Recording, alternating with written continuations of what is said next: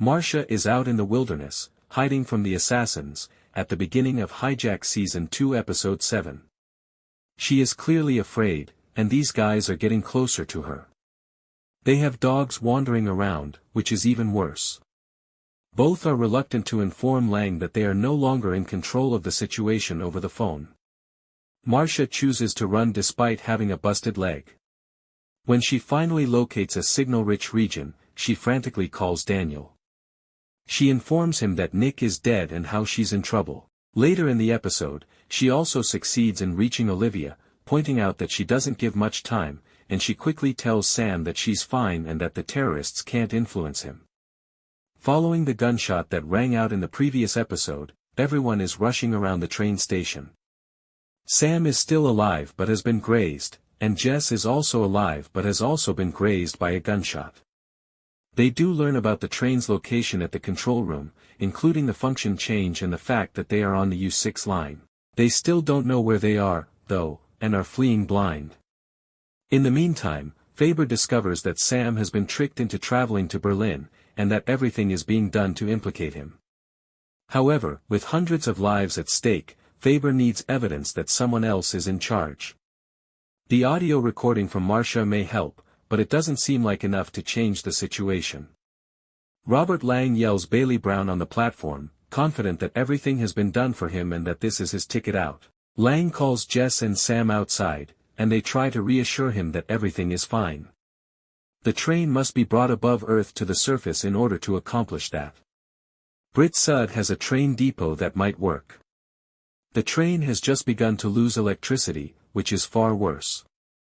The train is having trouble, with the back end scraping the rail tracks after the explosion destroyed the rear coaches.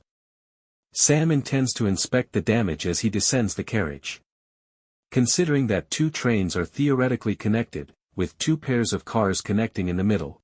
However, they must move quickly because they are running out of time, especially since the guards are aware that the train is traveling to the depot via the U7 route. After learning this, Lang makes the decision to eliminate an intelligence officer who asks too many questions.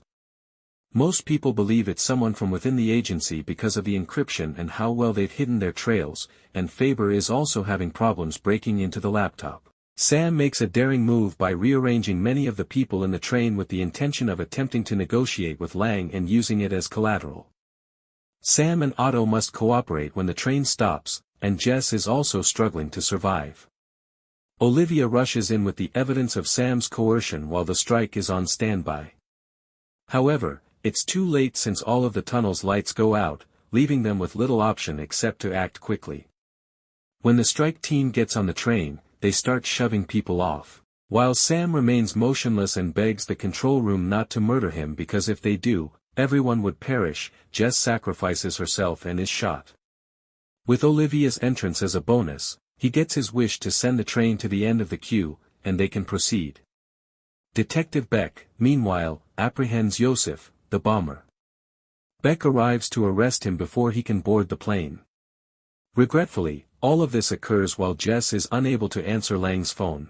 However, they are forced to continue their hijack until the very end because the convoy is still going and the falsehood that Sam is a villain persists. Stewart is not entirely out of this yet, as we can see in prison. He receives a radio communicator from a few prison guards who are involved in the scheme. Thanks for watching, stay tuned for more updates.